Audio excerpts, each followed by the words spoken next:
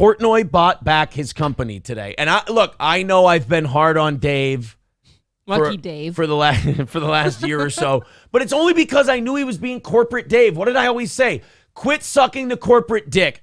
Either be Mr., I don't give a fuck, I'll do whatever I want, or just admit I sold my company and fade off into the background. It was this soft, not the real Dave Portnoy. It was the guy trying to have an edge, knowing he can't have an edge because there is a clear line drawn by the people who gave him tens of millions of dollars at Penn Gaming, where we know he can't cross it. Right. And the Mincy thing was the last straw, where Mincy was doing a live stream. He slipped during a rap song. He said the N-word. He panicked the minute he said it.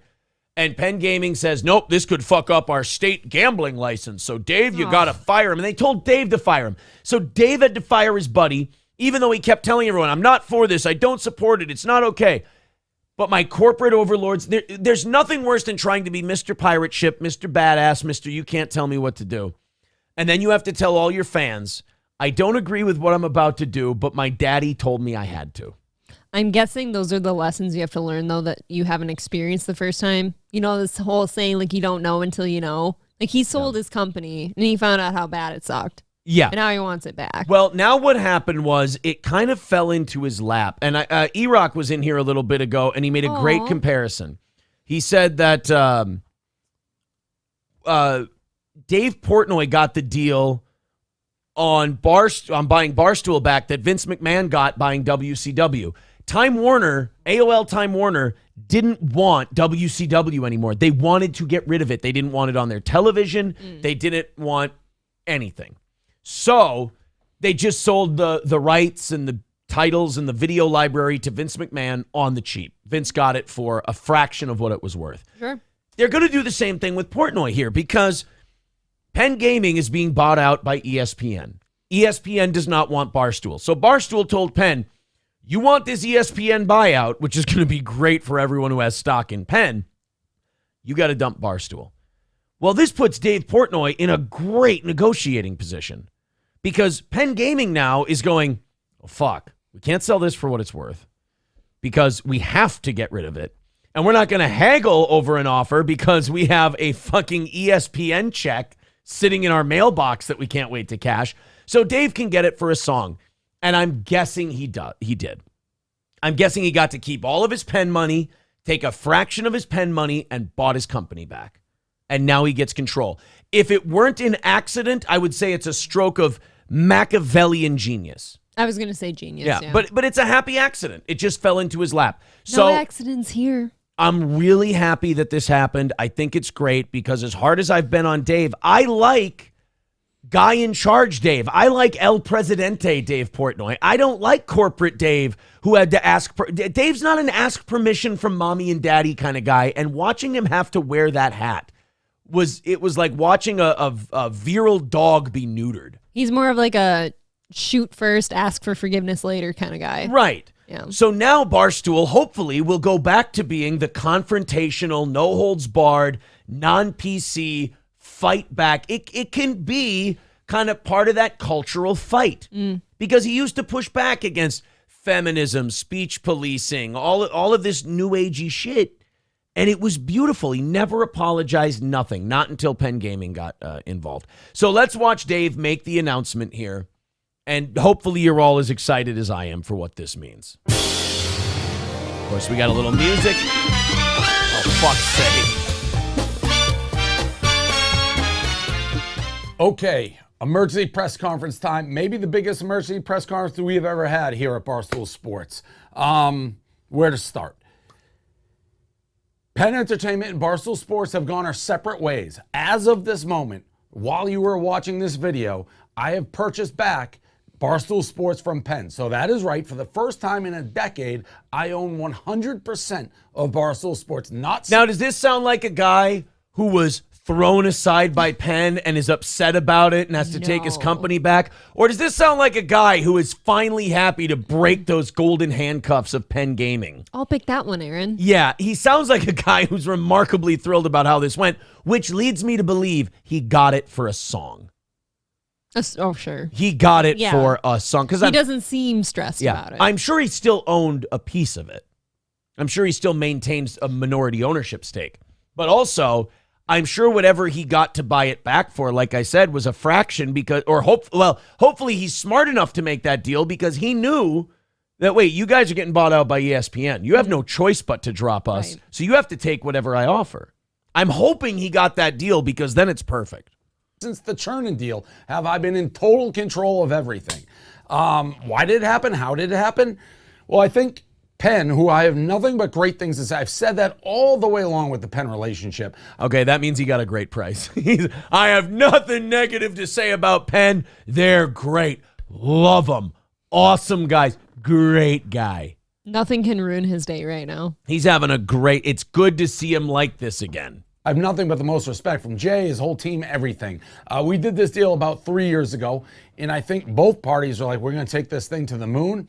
And we underestimated just how tough it is for myself and Barstool to operate in a regulated world where gambling regulators, the New York Times, Business Insider hit pieces, fucking with the stock price. Every time we did something, it was one step forward, two steps Look back. at it, man. I'm sorry to pause again. I'm just appreciating this honesty.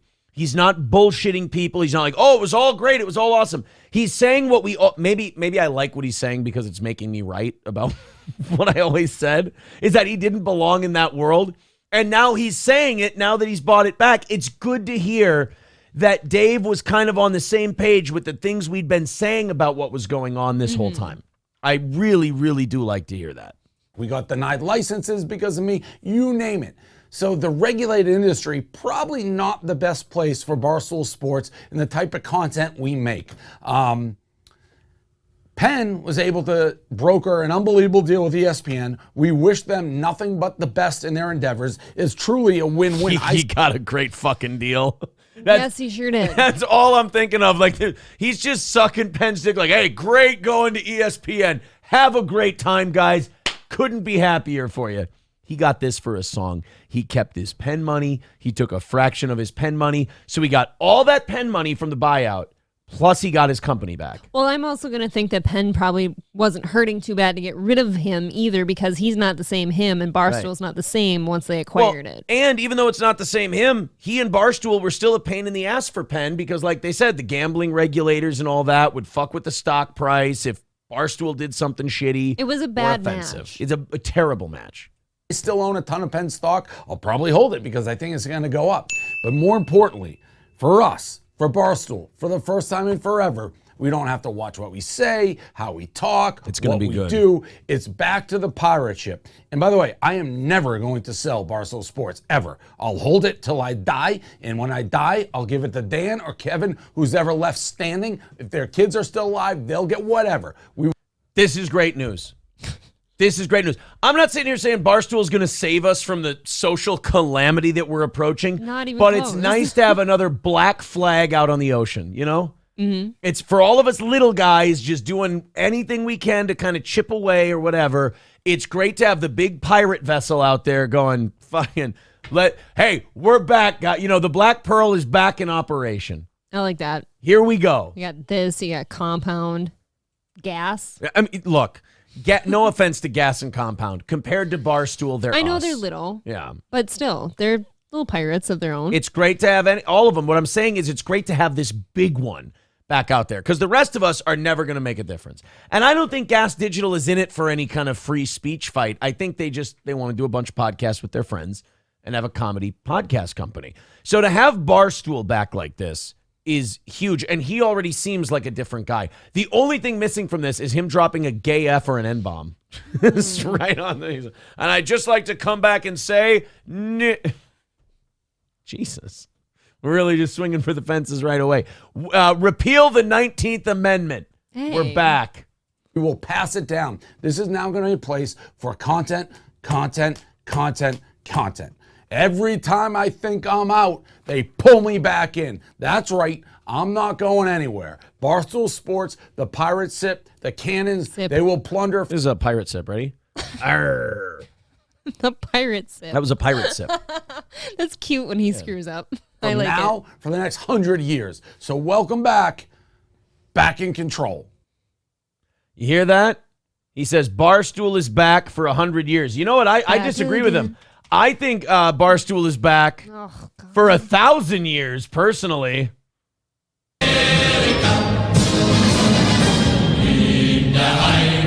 Barstool is a pirate ship. I don't like this one. Dave Portnoy. I'm very, yeah. You're I a think Dave Portnoy guy. I always have been. It was so sad to watch Corporate Dave because that guy fucking sucked. I didn't know you liked him this much. I like what he represented. I like what Barstool represented. It was a fuck you. It was a way to cover sports. You know what Barstool was? It was covering sports the way guys talk about sports. It wasn't, sanitized like ESPN, like it was a news program. It was people talking about sports, and then they'd veer off into culture. And usually I hate it when sports guys veer off into culture, but they did it with such an honesty and a no-holds-barred attitude, and that all went away once they sold the Pen. That's true. Mincy couldn't even say the N-word. What's Barstool without the N-word? That's no fun. It's nothing. It's nothing. Thank you very much to Rupert with the $4.99. ESPN had a Barstool Sports show. It lasted one episode before it was pulled. Exactly. Ugh.